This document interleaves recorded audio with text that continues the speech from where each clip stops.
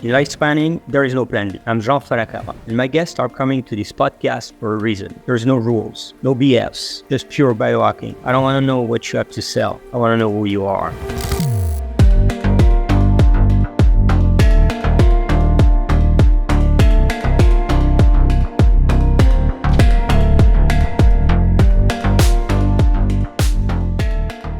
Welcome to the No Plan B podcast. I'm super happy today because we're going to dive into some things that is very interesting, starting from animal to humans. I have the privilege to have two high-IQ scientists here. I start with the woman first. Okay, Eric? Stephanie Venn-Watson and Eric Venn-Watson. Not only scientists by heart, but by mind and by project. They run a fantastic company.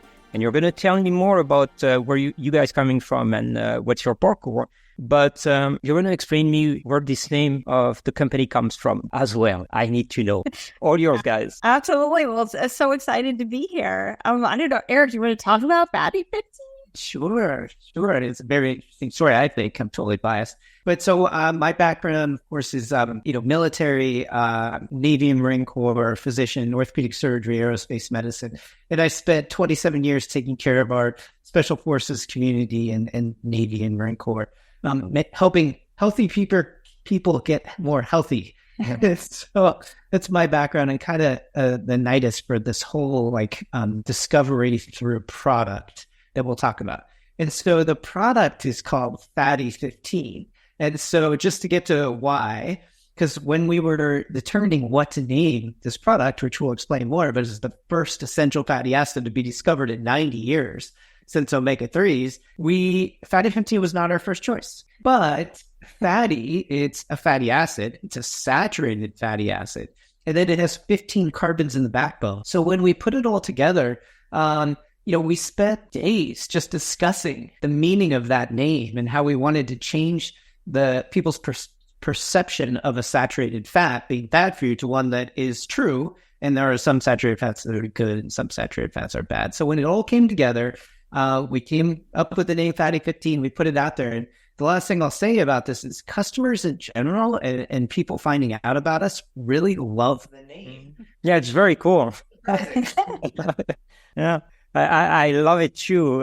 It's funny because at the beginning, fatty seems like a joke or a nickname that you can give to somebody. And then Fatty 15 looks like a superhero coming from the fat side of that. Like if you put an imagery behind that, you can visualize like a fatty guy, but a superhero with superpower, backed up by carbons, atoms, and stuff like that. That's great. I love it. Yeah, and when we published the science, which we'll talk about in Nature and Public Library of Science, we thought people would just read the science, and so that wasn't actually the case. And so, Fatty 15 is really an awareness vehicle to really make the ingredient, which we want to put back in the world's food supply, famous. Yeah. You mean that we're missing that ingredient in our food chain or in our food supplies and whatever comes to the world and to our plates, because we are what we eat. And that's always the thing. Okay, I'm coming back on video. Sorry for that. Yes, nail on the head. Yeah, that's the thing. Okay, Stephanie, you've been sleeping in the back. I've just been soaking it up with all this incredible conversation. Yeah. So I'm Steph, right? And I'm a veterinary epidemiologist. Came from CDC, the World Health Organization. And then about 20 years ago, I was invited by the Navy to help start and lead a clinical research program to continually improve Navy dolphin health, which was a big surprise. And I thought, well, gosh, that'd be fun to do. Be in San Diego working with dolphins at the Navy for a couple of years. And it ended up being 20, just because it's really an amazing population of dolphins, which led to us talking today. So the Navy, U.S. Navy has cared for a population of about 100 bottlenose dolphins for over 6 years. So it's a large population of dolphins. They live out in the open ocean here in San Diego Bay. They go out every day. Every day they choose to come back. It's really incredible from a veterinary standpoint. So Navy dolphins get really good care. And because of this good care, they live longer than dolphins in the wild. So if you look at wild dolphin, on average, lives to about 20 years. At the Navy, dolphins routinely live into the 40s and even 50s. So more than doggone. Wow. Exactly. So that enabled us, this incredible opportunity to look at fellow large brain, long-lived mammals who are living longer. And interestingly, we're developing the same type of aging-associated diseases that we get. So some dolphins were getting high cholesterol and chronic inflammation, arthritis, even the full suite of changes consistent with Alzheimer's, which was really surprising, as well as fatty liver disease, right? This disease now present in 1 in 3 people globally. And this was happening naturally, right? These aren't animals in a controlled laboratory setting. This happens over decades, similar to us. So, my incredibly rewarding job was to be able to then go reach out to experts in these areas on the human side and get their guidance on, well, how do we deal with these diseases in people? And we got good feedback to help the dolphins. But then what came along was the merger of advanced technologies like metabolomics, where we can measure thousands of small molecules in blood samples. That merged with the Navy, having spent the last 60 years collecting and archiving serum, blood from the dolphins throughout their entire lifetime. So it was quite fortuitous that we were able to then basically look at the small molecule profiles of healthy versus less healthy aging dolphins and be able to look for which small molecules were the best predictors. One thing that helped make this a really clean opportunity was that, these dolphins are growing up in the same environment. They're getting the same health care. All they eat are fish. And yet we were still seeing some dolphins age at a slower rate than other dolphins. So you have an environment that is controlled in a certain way, being still natural. So it's perfect for the studying. Yes. Okay, keep going. And dolphins don't smoke. Yeah. So nail on the head. It's the perfect population to understand how diseases or chronic diseases of aging come about naturally if you take away all of our environmental factors, and then to see what you then can do about that. Lipidomics. So it's a really amazing population to study because they are so healthy. So oh, go ahead. Yeah. No, Stephanie, I was just curious. How did you meet that shark when you were in between the dolphins? Continue with that science story. So basically we were able to, to do this, and we then brought in Dr. Nicholas Shork. Nick Shork, he's a leader of the NIH's Longevity Consortium. And we were connected to Nick. This was, about 5-6 years ago. And Nick said, oh my gosh, this is such a great opportunity because you're looking at a long-lived species. You have this incredible archive of samples. You know their health from 2 years old to 50, and you're identifying biochemicals in the blood that are predictive of healthy aging dolphins. So with a biochemical, once you find a small molecule, right, you can then work with that in the lab, and it gives you an opportunity then to have not only a biomarker of good health, but actual intervention to fix. So we discovered about 100 small molecules that were predictors of healthy aging dolphins. So we have a lot to do. That's a lot.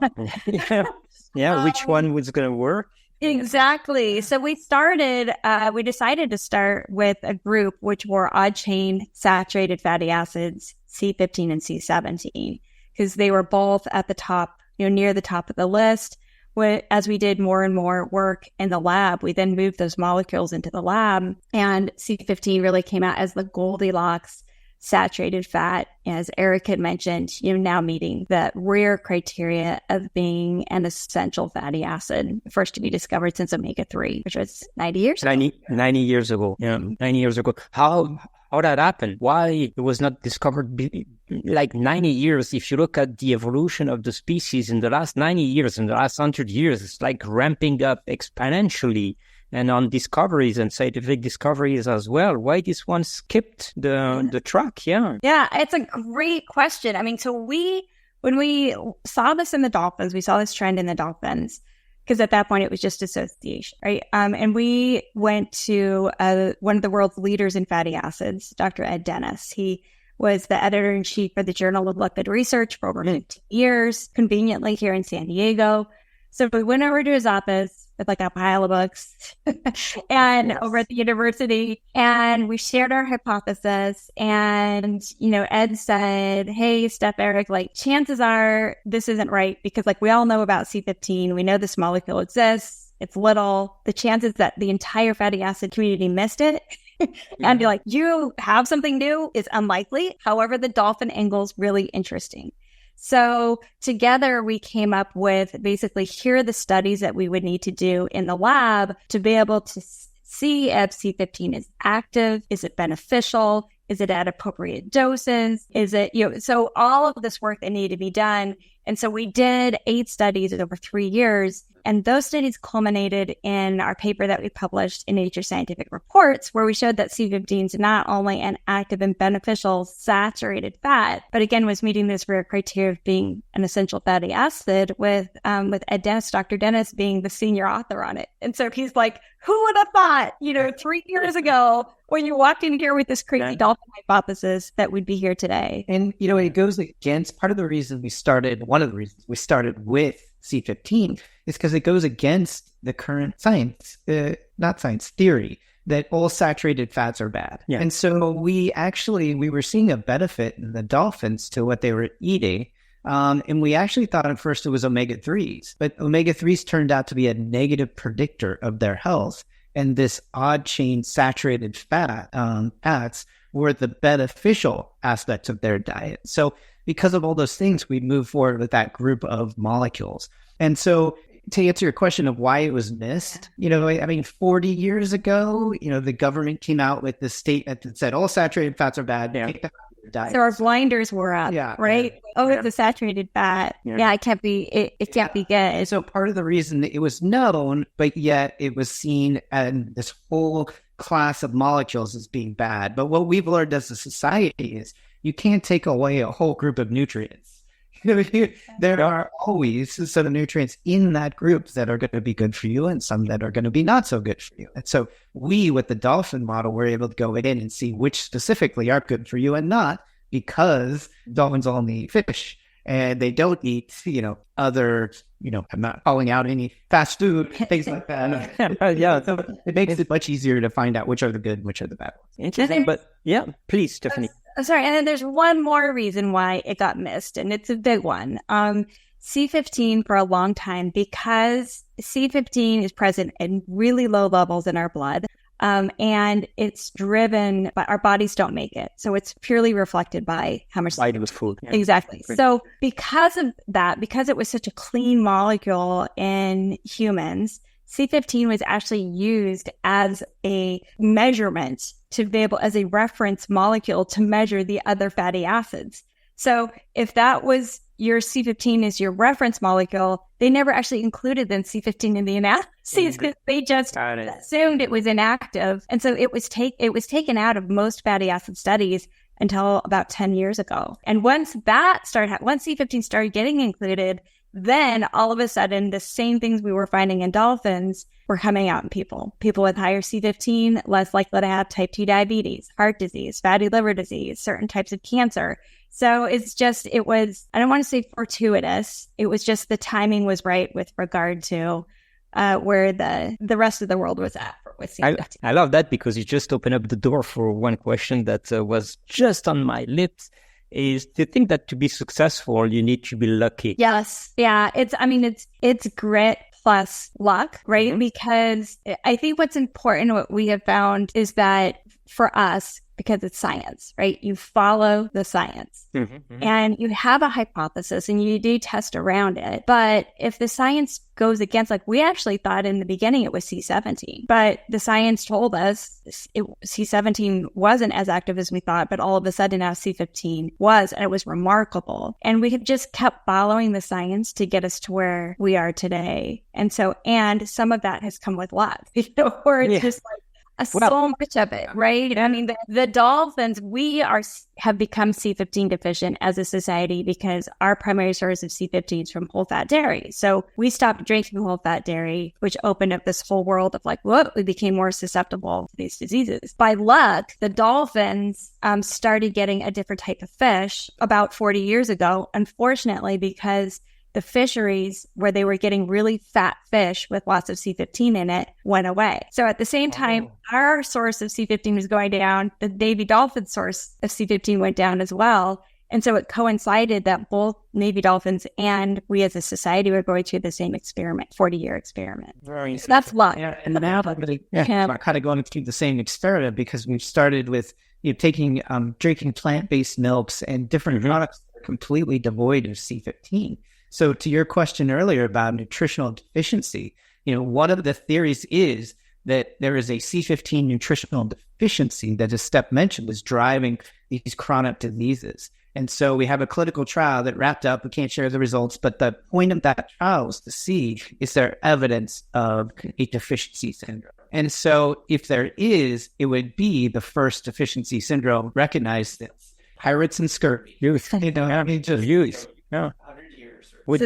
tuned. Yeah, stay tuned. I will definitely. I'm curious to see what is the track record that we can obtain from the people that have been on pescatarian diet. For example, they eat fish not like dolphin, but close to.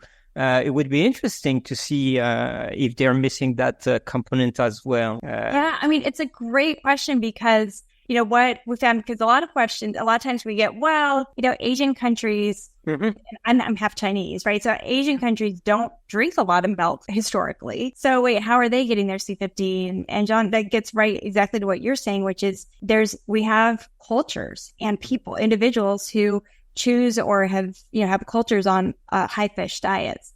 And so it does appear, and it used to be, right, that the Inuits in Greenland were discovered as being highly protected against getting type 2 diabetes, heart disease way back when they ate mainly marine-based diet. But then as we've all moved to the Western diets, C15 levels have declined in those cultures. I think in the fish cultures, it's the benefit of fish are those that are eating the whole fish. So in the dolphins, we found that the fish, the C15 or in their fish diet was highest in the fish heads and the skin, which we tend not to eat. But for cultures that eat the whole fish, anchovies, sardines, you're probably getting plenty of your C15 through that source. That's interesting. Yes. So I think that even south of the Mediterranean and Italy, Greece, they eat I remember my mother eating the fish head, and I was just whoa, even the eyes. But that is true. Interesting fact, actually. Okay, now I'm going to jump into the personal side. This is you guys are you've been in the military, Navy. You've been a scientist, and I've seen your parkour in the science. You've been all over big institution and stuff like that. Now, you guys as kids, how were you? Were you fascinated by fishes and dolphins? And I'll let you go first on this one. I want to hear Eric's answer. I know, dude. I've seen pictures of Stephanie's science projects, award-winning science projects, so I know that part. I was more on the, adventurous athletic side than the science side at first, and I enjoyed, maintaining my health and performance. I ran a 10K, 6.2 miles when I was 9 and 42. Oh, wow. I made the paper and all that stuff, which is great. And, I've continued that, and I've always been searching for ways to, maintain and improve my health. And so when I met Stephanie, I learned about, how they were, the care the dolphins were getting so amazing, and the, really performance metrics from a military standpoint, their ability to, do healthy things very quickly at the highest performance was amazing. And at that time I was working with the, Marine Corps, and we were just, getting ready to, and then deployed to Afghanistan. And so it kind of came full circle with what she was doing. And then I was learning about the ways in which they were keeping this population of very healthy animals healthier. And I was applying those things. So I was learning from her, the dolphins, to this active duty Marine Corps, environment. And I would like to think that I improved their health quite a bit. So it's a full circle to answer your question. I kind of got into the science from a athletic and performance standpoint. But what really excites me now, actually, is waking up every morning to hear the testimonials from people who are feeling the benefits in their performance metrics that they are keeping or improving. And that really makes me get up in the morning. Life on purpose, making the world better. And it's the beauty, and it's going to be your turn, Stephanie, in a minute, so you have the time to think about it. I appreciate that. Yeah. The beauty of the Fatty 15 is the fact that you have that single pill that you take and it has so much benefit. I've seen so many people taking 120 pills a day, getting stuck into that pattern that I think create more anxiety than benefits. So I'm with you on that. Great. Keep going. I think that it's the purpose of our life, leaving a legacy, certainly not for this generation, maybe not for the next one, but if you leave a legacy that goes behind small kids, you've been doing something very cool on this planet. Yeah. Stephanie, tell me. Oh boy. Okay. So I am a full-on nerd indoors. I can't believe that eHarmony then connected me to a jock who then has taught me the importance of fitness because I want to live a long time. And thank goodness for the biohacking community. I'll tell you that. Great. Yeah, I'm a convert for sure. But as a kid, so my dad he was head of finance for the local university library. And he would come home with old books, which include books of zip codes, which I don't know what those were used for back then, and he would give them to me and I would go down to the basement with my flashlight and I would look for patterns and it was just pages and pages of numbers. And I would just look for patterns. And it was always pattern recognition. I loved doing it. I was really good at it. The trade-off was I was terrible at English. So they were really bad at it. So it's not like I was a super smart kid. It just went toward one spot. So pattern recognition then fed into what Eric was talking about, that my mom found this picture. And I think it was in 6th grade and it was a science fair poster.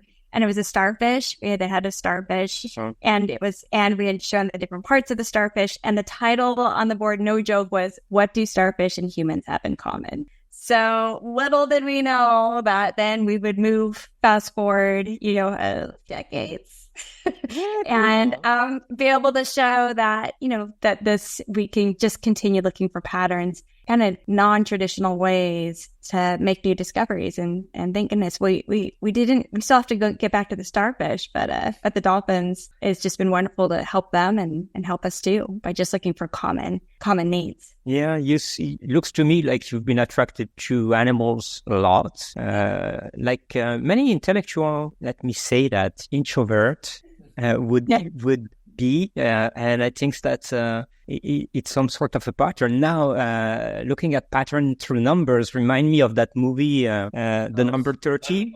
Oh, yeah. Yeah. What's that?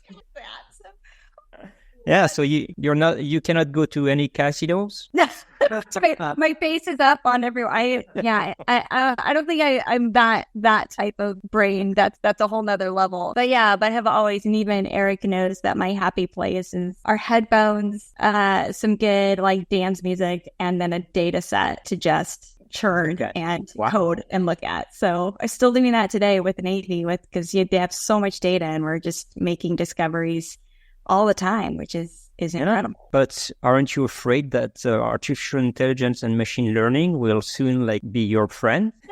I think it's good.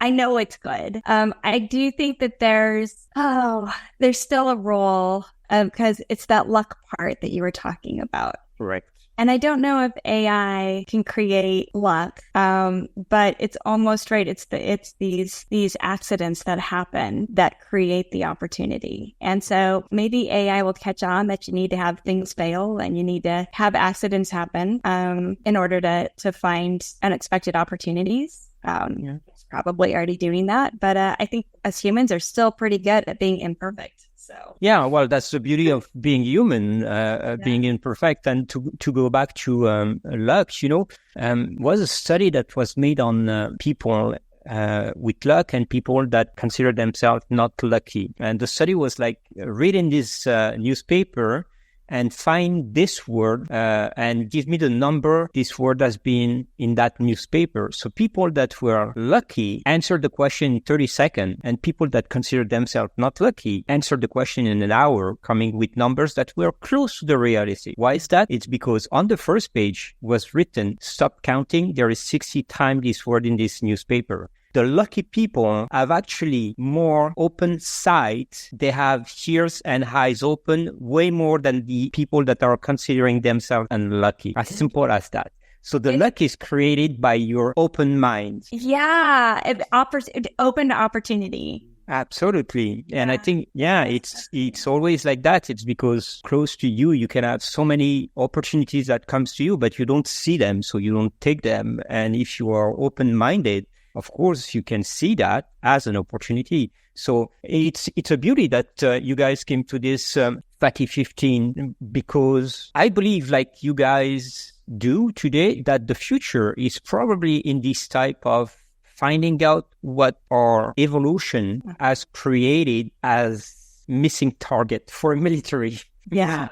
This target, like why we shot that way, and if we can correct that, and everything starts from diet, for sure, elements. We are what we eat. Yeah, that's absolutely right. I mean, I think, a big thing we talk about is when we talk about longevity and biohacking, right? That looking for molecules where we could hack into the longevity pathway and live forever. A lot of the research is being done, right, is with short-lived species of mice, worms, and flies, saying, "Oh, we got a worm to live 3 times longer," which meant like 3 weeks. Which is like great title, but when you actually dive in, and versus, the whole question that we have had the good fortune to ask, which is, how do humans and dolphins already live so much longer than mice, worms, and flies in the first place? I mean, so it means the secret's already there. It's already happened. Yeah. So don't worry about ice worms and flies. Let's start of what has enabled us to live longer, and then leverage those evolutionary tricks and secrets to then push our longevity health even further. So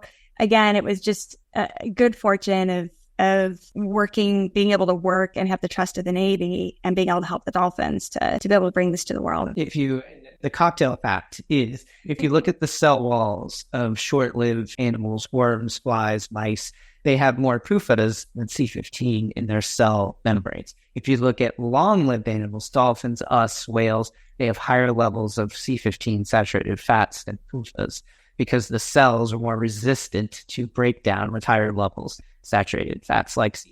Yeah, there's A.J. Holbert came up with this theory. It's called the cell membrane pacemaker theory of aging. Mm-hmm. And he showed exactly what Eric said, that the higher the saturation, the more stable the fats in the cell membrane, the more stable the cells, the more stable the entity, and the longer that mammal lives. Yeah. It's just such a simple and elegant, like you said, it's been sitting right there all along. We just needed to pay attention. Yeah, to pay attention to it. This is what we need to do for everything, actually.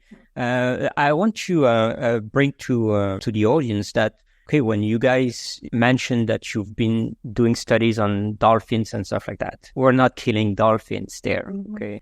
Yeah, so to exactly. super duper clarify, the Navy's top priority with their dolphins is the health and welfare of this population. And so, which is why they live longer, why they reproduce well, and they're happy and they're eating and they live a long time, is because they get good care. So all of these studies are funded by Office of Naval Research, truly with the sole intent of how do we help Navy dolphins live even longer and healthier lives. The benefit to the humans was an amazingly happy spin-off. Spin out from helping dolphins. It's a great point. We joke sometimes that no humans were injured in the making of this dolphin supplement. C15 originally was meant to improve the health of dolphins. And so, fatty 15 is being given to dolphins and sea lions right now to benefit their health. And so it's the circle of life Yeah, it is. Everyone gets benefits here. But that's one point. And the second point is like on the whole philosophy of what you just said, like no one was armed on each side, dolphins and humans. But the circle of life is even visible on your packaging. That's one of you guys can explain how did you package this product? This is insanely beautiful thinking, and like it's when you see it, you just want to go and take one or look at it. It's attractive, the color, the design. But please explain the process of that. We spent a lot of time developing an ingredient that we felt was the perfect ingredient, right? It's a pure powder. It's not like an oil of omega-3s and oxygen. It's sustainably produced. It's vegan friendly. It's scalable and sustainable. So we wanted to carry that through the entire process for someone learning about fatty 15 or C15 and then taking the product. So to your point, thank you. We developed a glass bottle, no plastics, bamboo top. And in your first kit that you get, all the packaging in there is recycled coal, algae inks, glass, no plastic. And so that's your first experience. And it also includes an educational insert that's made of recycled paper, which is super fun that we always change out. Cool. Highlight the latest science. But then we have it shipped to you every 90 days to save, shipping time, carbon footprint and all that. And then your refills come in a much smaller average right here pack that just has just the refill. So in your refill pack, it's just the pouches itself. And then it's another educational insert. You take the pouches, open them up, and put it in your recycled glass bottle. Yeah, clever. Good. Excited. Good for you. Good for the earth too. And good for the dolphin in the ocean, because when we know what is done with the recycling product today, like they ship everything to Asia, and because the country don't have the infrastructure to recycle or to the perfect recycling, they put everything back into the ocean. So at the end of the day, you're saving dolphin even with your packaging. I love it. Yeah, it's been good. And we internally we have a theme that we always which is like we can be better. Like we can be better with how we do our science, with how we put out a product, with how we represent the supplement industry, and and with regard to an industry that's typically one-time use plastics with the bottles for the supplements. We're like, well, we can do better with that. And it was really thanks to our design team where they said, your science and your ingredient is wham here. So we need to have packaging and design, and the whole experience needs to be brought up here too. So we have a great team. Yeah, the first time I saw your packaging was at the biohacking conference, and I was just like, that is so neat, so clean. Even your booth there was clean, and the people on the booth were like super friendly. Perfect composition, perfect product, and we're just like fascinated because we're going through the whole, and we're looking at the product in general. In this industry, like biohacking, you've been saying the word a couple of times. I think that it's becoming something that it's more and more overwhelming on all aspects. We want to be better, perform better, and healthier. But on the other side, the dark side that we're seeing more and more is like how many biohackers are going into depression because they're like anxious. They don't have time to live. They're just like following routines and taking, like I said before, 120 pills during the day or at certain time, and then put your butt on the sun in the morning so you can sleep better. And do all this drink. Don't forget to take a cold plunge before that, and take a wet shower before going to bed. I think you have the solution. One tiny pill. That's it. That's all. That's all you need. Well, the health is. I mean, the nice thing is, what the dolphins couldn't tell us, right? Is that C15 as again this essential fatty acid, and our biohack, right, with this was that it's in whole fat dairy, but whole fat dairy has much higher levels of these even chain saturated fats that are pro-inflammatory and continue to be associated with higher risk of heart disease and diabetes and other things. So, the hack was really like, how do we tap into nature, created this perfect molecule, and then make it in a form that's the most bioavailable form that nature provides, which in food, it's a triglyceride form. So it's not as bioavailable. We have to use our digestive enzymes. So it's just like nature plus, right, to be able to do it. And by doing that, we're able to, all the science that's been done on C15 has been on this pure C15 molecule. And so then the whole, like, what we didn't realize with the dolphins is that as we started taking it, as others started taking it, that it was like within weeks, it was like, I swear to gosh, I am sleeping better. I'm handling stressful situations better. I'm not hungry between meals. Those are the top 3 things that we heard. And I don't know. My hair is shiny. My skin and hair, my hair is thicker. My skin is shinier. This makes sense. It's a fatty acid. So to go back, we have learned a lot about the supplement industry. We actually were moving this forward as a pharmaceutical at first to treat NAFLD, MASH, liver diseases, pulmonary fibrosis, other things like that, which those are still moving forward now.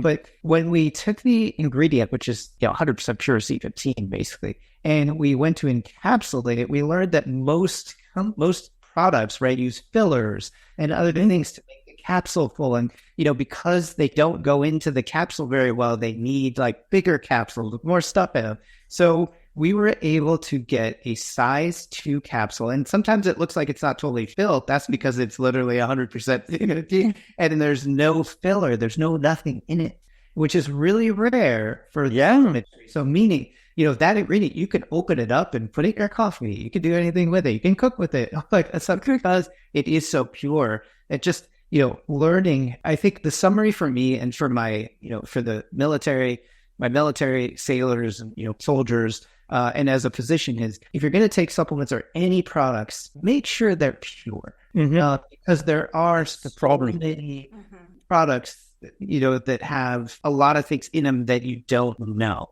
And especially if you look, just as an example, at like omega-3 fish oils, there's more and more literature coming out suggesting or showing that because of their oils and they have to be put in a capsule and they have to be stored on a shelf before you get it, that many of those products are already oxidized and rancid. In fact, The Guardian looked at a lot of different products and found 50% of them were already rancid.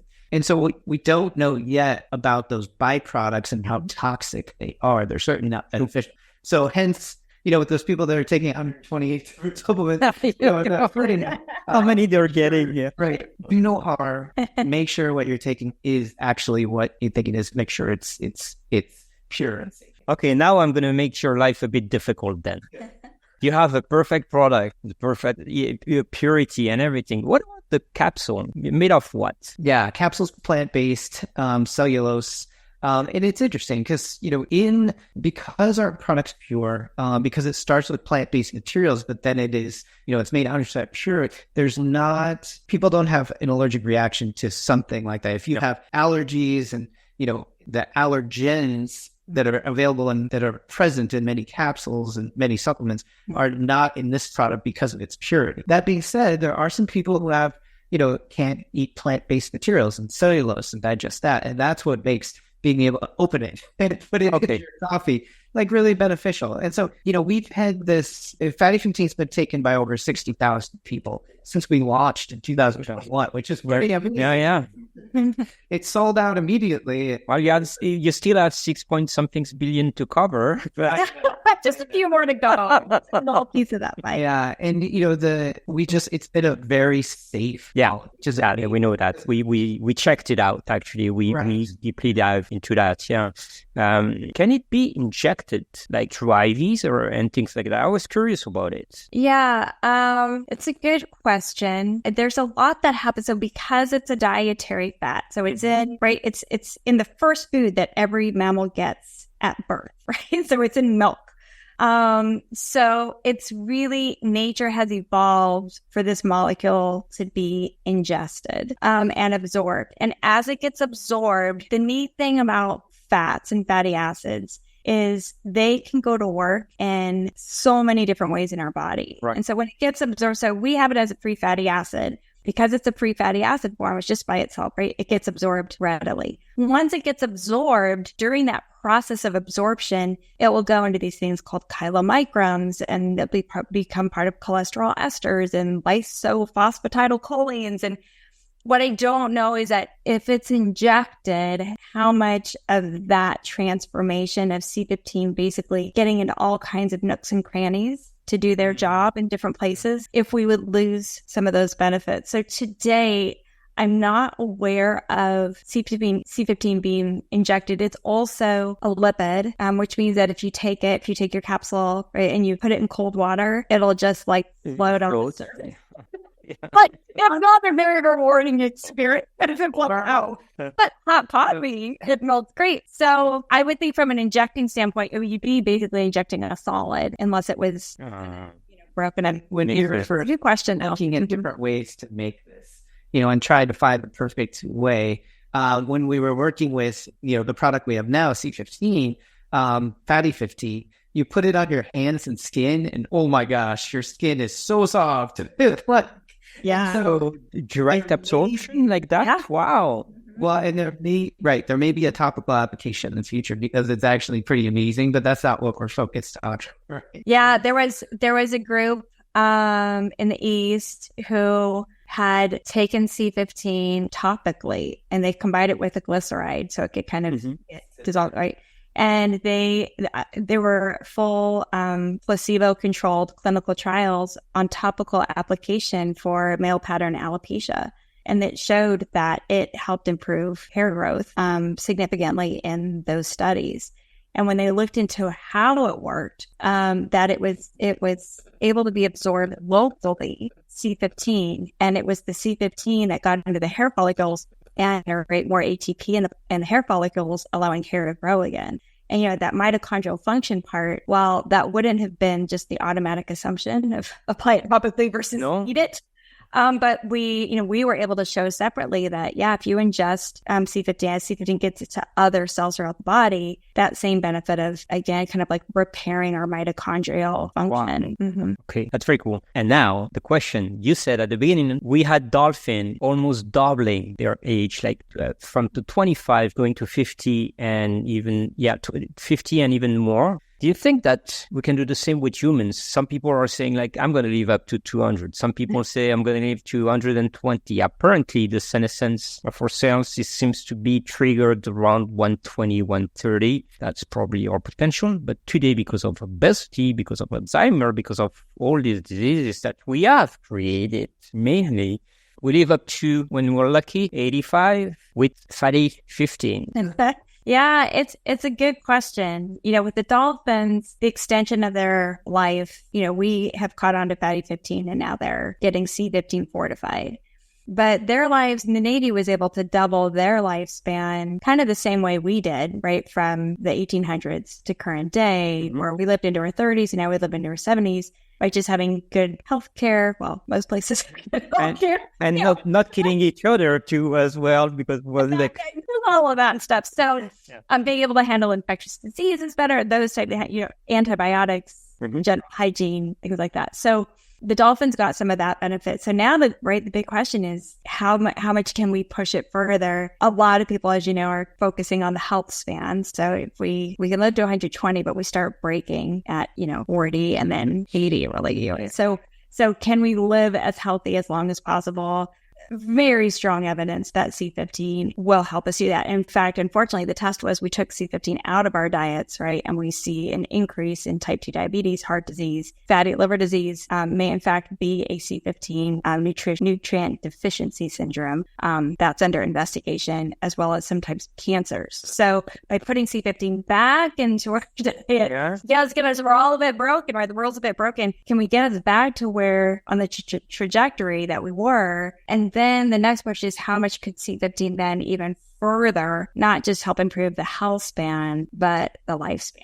Right. It's not going to do it on its own, but the hope is that we can combine these wonderful advancements and again hopefully leveraging nature to be able to do that. We have a ways that we can go to improve our health span and lifespan. I believe we're just getting started. And so, our healthcare system, being a physician, right, we're all about treatment, and that's important. You have to have treatment of disease. But, the way the system is, it's not a setup to benefit prevention techniques. Correct. But with biohacking, with, all the science that's happening, with us continually pushing the envelope on that side of the treatment spectrum, the disease spectrum, we should be able to find ways that we can treat things, prevent things earlier in our lives. And if you do that, much like the dolphins, the theory is that longevity will be extended as well. Yeah, and we do have a really exciting research coming up. It's a paper in review, but we've been talking about it. Nick has been talking about it at the meetings. And that's where, we initially compared C15, basically doing human cell-based phenotypic profiling. Look at the whole profile of all the different types of 148 different potential effects on clinically relevant biomarkers. And we compared it initially to omega-3 or EPA because we're like, from the US, it's actually, yeah, exactly. Let's see how it does. And so what we did for this last round is because C15's looking so encouraging as a longevity molecule, that because it targets hallmarks of aging, it has evidence of slowing aging rate, it, improves clinically relevant indices. There's evidence that it stems the onset of chronic conditions that in the end are our demise. So we then did that same cell-based phenotypic profiling comparison of C15 with rapamycin, metformin, and acarbose. And the take-home point is the finding from the study is that C15 has activities that are very close to rapamycin. Wow. And so much so that our hypothesis is that rapamycin may actually be an incidentally found C15 mimic. And we were meant to have C15 all along. Yeah. Rather than bacteria, which is where rapamycin was from. Yeah. So we'll let you know so we can go dive in and read it. So on the omega-3 study, right, just to finish that off. So when we found evidence that this was an essential fatty acid, the third ever, we then compared it to pure, the highest performing omega-3, which is pure EPA, pharmaceutical grade, 100% pure, all that. And fatty 15 had more clinically relevant benefits and was safer for the cells, meaning if you give cell systems in people, higher levels of omega-3s, when you get high enough, the cells lyse, whereas fat is stable. And that goes, we were talking about like higher levels of saturated fat, animals that live longer and cells that live longer. It makes sense. Yeah. And I remember since probably the age of 20, I was taking CLA, conjugated linoleic acid, and I couldn't find it anywhere. It was difficult, and tons of studies have been made on that. And I'm a true believer that the fat chain are essential for our brain first. And since everything starts from our brain, even physical activity, this is the first thing we need to fulfill, is like having a healthy brain will probably make better people in the future and healthier people in the future and with a better lifespan. The thing is it comes down to education, because even if we have the best molecule on the planet, which you have, we're going to have a big job to educate those people on what it is, how to take it, why you take it, and what are the benefits. And aside of that, it's not because you're taking fatty 15 that you should run to McDonald's and keep going that way. So, yeah. Yeah, absolutely. And now you're part of it. So the movement, right? And so it is a big challenge. It's one that our scientific and clinical advisors said it was our moral obligation to bring C15 to the world. And it's been quite a journey. And welcome to that. Thank you.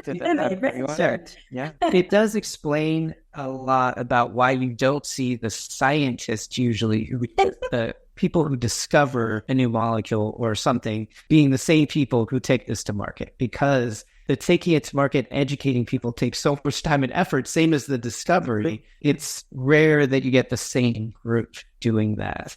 And so in this case, yes, thank you very much for always. Wait, it's like naturally, you guys do something great for the world.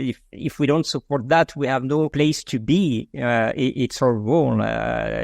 We need to push forward, to educate those people, to understand that there's hope. and it's thanks to you guys. I have my last question because I'm thinking about it since the beginning of the interview. So going back to the 25 to 50 and so on, there is this trend nowadays that says like, okay, what's your biological age, or have you tested your telomeres and all these things? And suddenly I've seen recently people talking about the reproductive age. So when you had those dolphins at the age of 50, were they still very active to make babies and small baby dolphins, or they were just like in another phase of their life? Yeah, it's a great question. So dolphins are really unique. And maybe we can aspire to be a dolphin. I would love.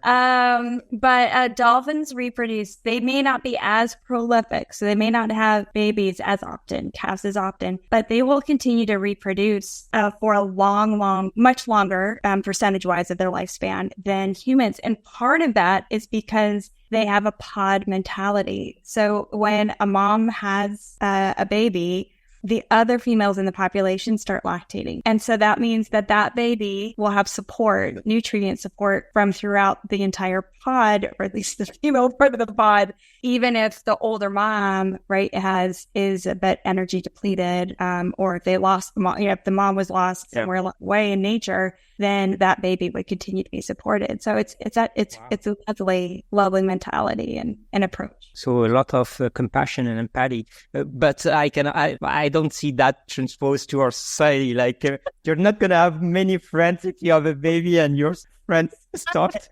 lactating. Back when I think I would have accepted that gladly. But yeah, I think you're right. We're not quite there. Not quite there. But it's beautiful. We've been educated as kids with a lot of respect for dolphins and the way they are. And we always represent dolphin with a big brain, even brighter than humans. Even in movies, you see like taking the dolphin brain as the wisdom. Are they so intelligent? They're incredibly intelligent. So their brain to mass ratio, of course, we made ours. We made the brain to mass ratio so that humans are the top because we created the equation. Some of them only. Yeah. But second to humans, among all of the mammals, including primates, second is the bottlenose dolphin of their brain to mass size. And so they have incredibly complex brains. A lot of their brains, they are intelligent, they are social, they have all these components. And a big part of their brain is used for a superpower that we don't have, which is echolocation. So they're able to go click, click, click, and then get the clicks back, and they can actually get an entire outlay of, what's in front of them and where things are.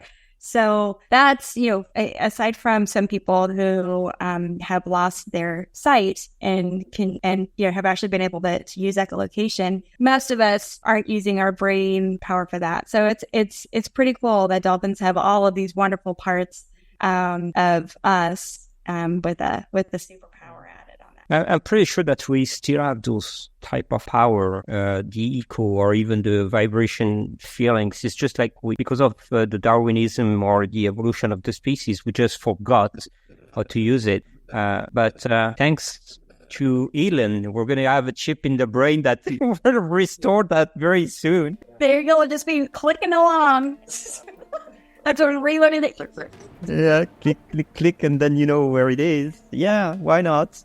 A funny story, but you know what? A week ago, I had the guy that is a biohacker, and he was putting magnets in his finger or chips in his hands. And I go to, why are you doing that? And he goes like, because I can pay my bill with my hand. And I think, is it that necessary? Don't you think that?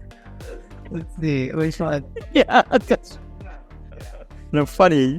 Yeah, the extent of our world today. But it's a beautiful story on the concept of your company and where you're coming from and everything that is behind. You guys are beautiful people for sure. I cannot express how much I love you guys for everything you do for this world we live in. And we're going to be looking at it for a couple of years because I'm convinced that we're going to be around here at least up to 120. Give us a couple of years, even if you were talking about decades. I think that there is time, not even half of our life right now. That's right. Yeah. That's great. I love it. I love it. Well, thank you for spreading the word and for teaching us all about all these different aspects of biohacking, health, and science all in one wonderful bucket. Thank you. Thank you for being here. Thank you so much for everything. Just keep being yourself and what you do. Great bag, guys. Thanks, guys.